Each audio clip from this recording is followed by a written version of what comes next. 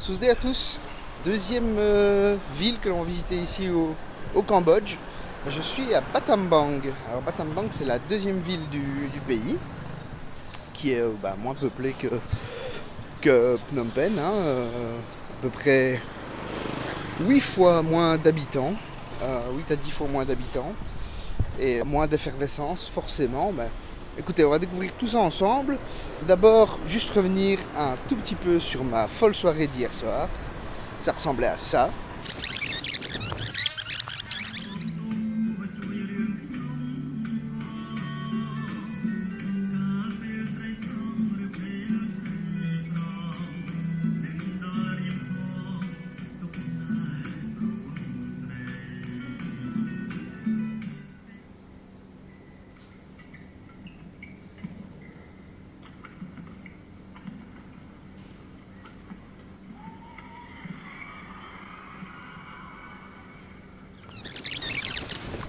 Ah voilà, vous l'avez compris, Battambang c'est beaucoup plus calme que Phnom Penh.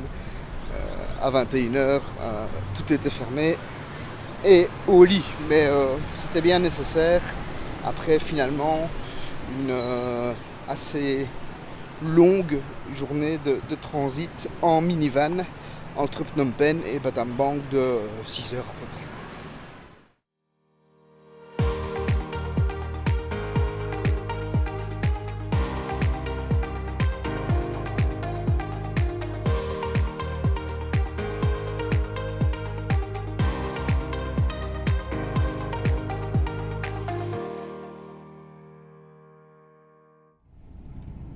Alors que nous entrons dans ce qui devrait être le dernier quart de ce voyage entre Phnom Penh et Battambang, la route est désormais bordée de nombreux champs de lotus et de rizières.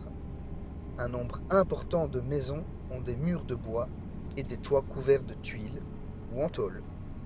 L'originalité de ces bâtisses ne laisse que peu de place au doute.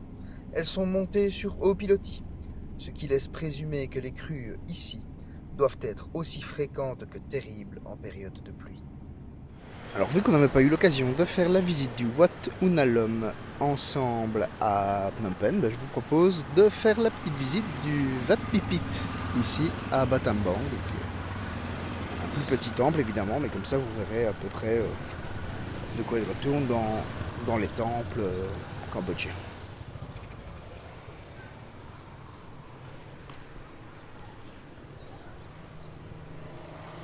Et toujours ces nagas dont je vous parlais à Phnom Penh, donc ces serpents mystiques. Et ici, vous voyez que le corps du naga fait tout le tour de la structure. Regarde une autre tête ou il y a une queue plus loin peut-être.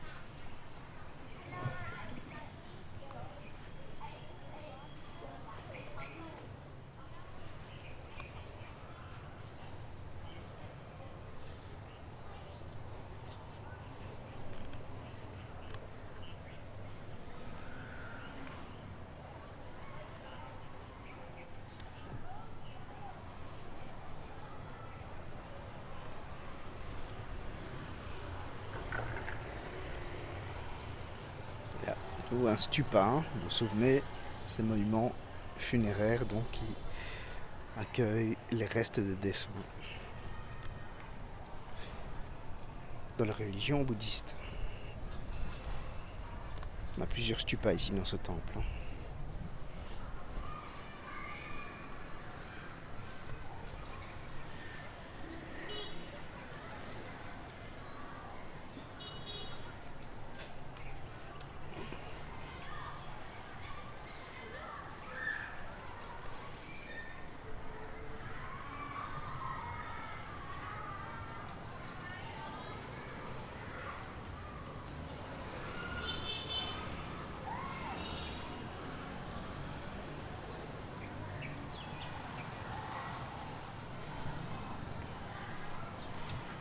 C'est marrant, je pensais que c'était un tout petit temple et en fait ça va de surprise en surprise. Puis j'allais en sortir et puis je vois au loin ces structures, là, ces statues. Alors je dois vous avouer que je ne suis pas vraiment expert en la matière, donc si des gens en savent un peu plus, des éclaircissements sont évidemment les bienvenus. Regardez-moi cette entrée là, superbe. Un travail incroyable. C'est presque de la broderie de pierre, quoi.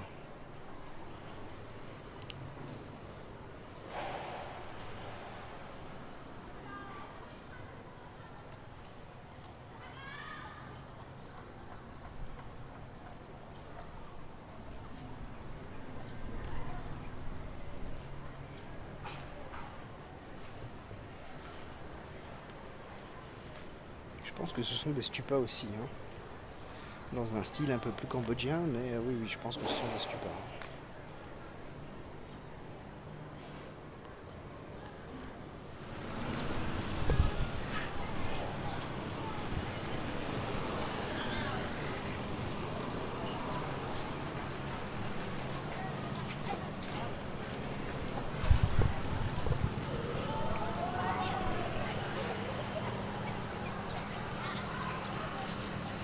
Tu fais quoi, toi? Je sais pas, c'est quoi.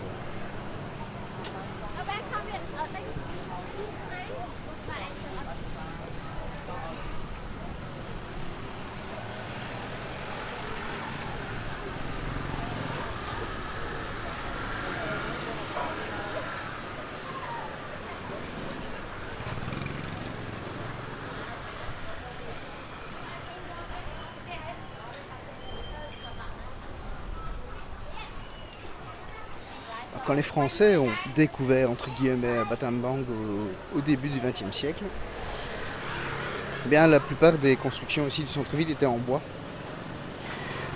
Et pour un peu urbaniser tout ça, ils ont pris le pli de faire démonter les structures en bois et ont commencé à bâtir des bâtiments qui, pour certains ça se voit encore très bien, sont dans un style tout à fait d'époque que l'on dirait colonial aujourd'hui, hein.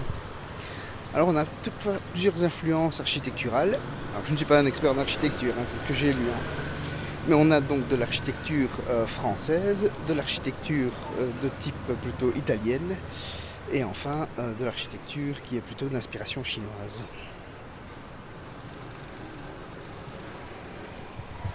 Et c'est vrai que c'est assez différent de ce qu'on voit à Phnom Penh, hein. Cette ville de Battambang a vraiment une identité propre, quoi. C'est assez différent. Je ne dirais pas qu'on a l'impression de ne pas être dans le même pays, mais c'est presque ça. Ouais. J'imagine que pour quelqu'un de Phnom Penh qui vient à Battambang, il est dépaysé. Et quelqu'un qui vient de Battambang et qui arrive à la grande ville, à Phnom Penh, l'est d'autant plus.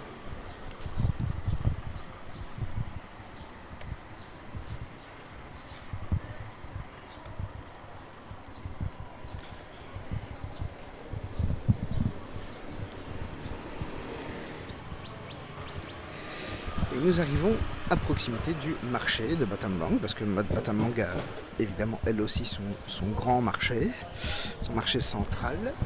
Et voilà, celui-ci est, comme vous pouvez vous en apercevoir, lui aussi d'inspiration art déco, puisque construit également par les Français dans la première moitié du XXe siècle.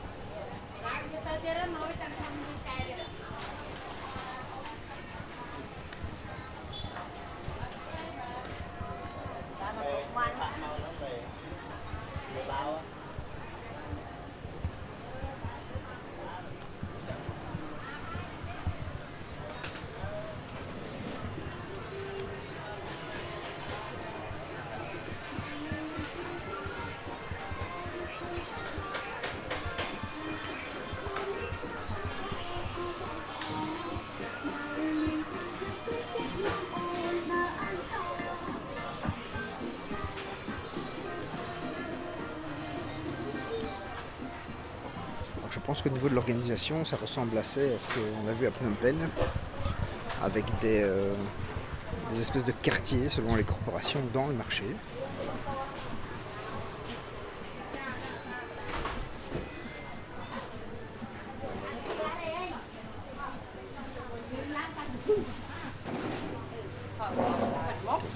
Je suis à la coiffure, j'étais passé par les horlogers juste avant, je vais tourner. Hein.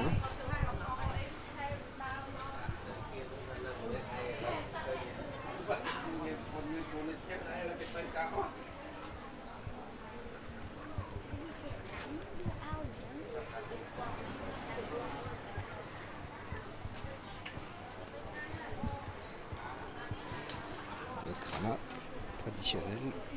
Les amis, je me permets une petite pause ici en post-production pour vous expliquer ce qu'est le krama, parce que là, sur la vidéo, je vous dis, ben voilà des kramas traditionnels, et je ne vous donne pas plus d'explications, donc c'était un peu frustrant. Le krama, c'est donc une pièce de coton, comme vous pouvez le voir là, qui est tressée à la main, qui est utilisée partout au Cambodge, donc par les femmes, les hommes, les enfants. Tout le monde a son ou ses kramas. Ils peuvent être de nombreuses couleurs. Traditionnellement, ils étaient rouges ou bleus, mais ils peuvent être désormais de nombreuses couleurs, comme vous pouvez le voir ici. Et ben, l'usage de ce krama, c'est multiple, hein. Donc, c'est à la fois un foulard, une écharpe, un hamac pour les plus grands, un porte-bébé, une ceinture. On peut le porter comme couvre-chef de différentes manières, qu'on soit un homme, une femme, qu'on soit agriculteur ou pour un autre usage. On a donc de nombreuses manières de le porter. Il est dit qu'il y a mille et une façons de porter le krama ou d'utiliser le krama en tout cas. Et donc, c'est l'indispensable quand on vit au Cambodge. Et c'est aussi le souvenir indispensable quand on visite le Cambodge.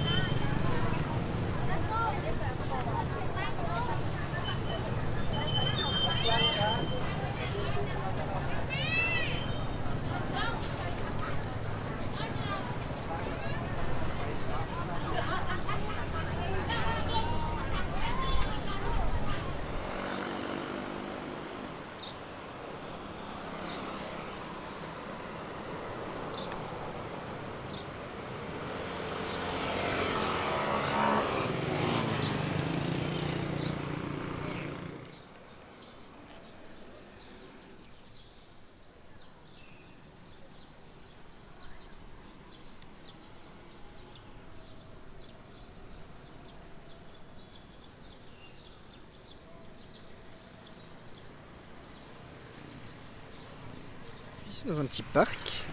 Vous voyez que l'esplanade ici est actuellement en rénovation, donc ça travaille ferme. Et ce petit parc, c'est le petit parc de la maison du gouverneur. Et je devrais peut-être dire la maison des gouverneurs, parce qu'en fait, ces bâtiments-là, bon, il y en a un ici que vous voyez bien, et puis il y en a un autre là-bas qui est caché derrière. Ils ont été conçus par des architectes italiens à la demande du gouverneur du Siam, qui était en charge ici à Battambang à l'époque, fin du 19e, pardon, fin du 19e siècle.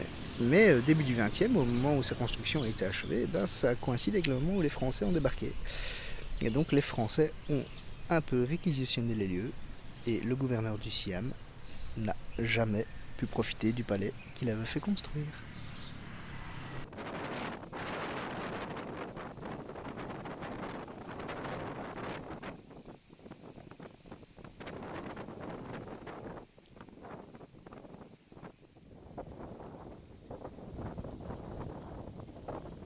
Bon les amis, vous aurez évidemment compris qu'on est sur une fin de vidéo, hein, donc voilà, vous avez vu comme moi que le vent se lève.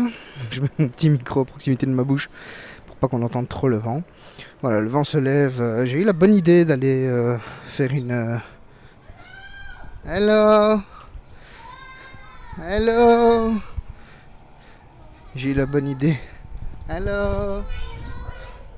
J'ai la bonne idée d'aller faire une petite sieste à mon hôtel tout à l'heure. Et c'est des enfants qui m'appellent.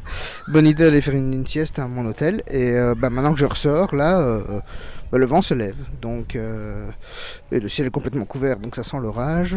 Je comptais aller faire une petite balade pour aller voir le coucher de soleil du haut d'un rooftop. Bah, c'est caisse, hein, parce que le soleil est complètement caché. Et une statue que je ne vous ai pas montrée, je mettrai peut-être une petite photo. Je l'ai vue hier en fait en arrivant ici avec le minivan. C'est une statue de Tandumbang qui est un géant légendaire qui sera à l'origine de Battambang. Parce que en fait Battambang en réalité ça vient du cambodgien et ça signifierait grosso modo un truc comme le bâton perdu. Parce que ce géant, donc, qui a un bâton, comme vous le voyez sur cette photo, aurait défié un rival en duel et il lui aurait lancé le bâton mais il aurait manqué sa cible. En tombant, le bâton aurait créé une rivière à proximité de laquelle la ville a été fondée. Bon voilà, comme ça vous avez tout le petit historique. Bon, on se retrouve de toute façon pour une autre vidéo. Ce sera à Angkor, hein. Donc les fameux temples, et d'ici là, portez-vous bien. Salut.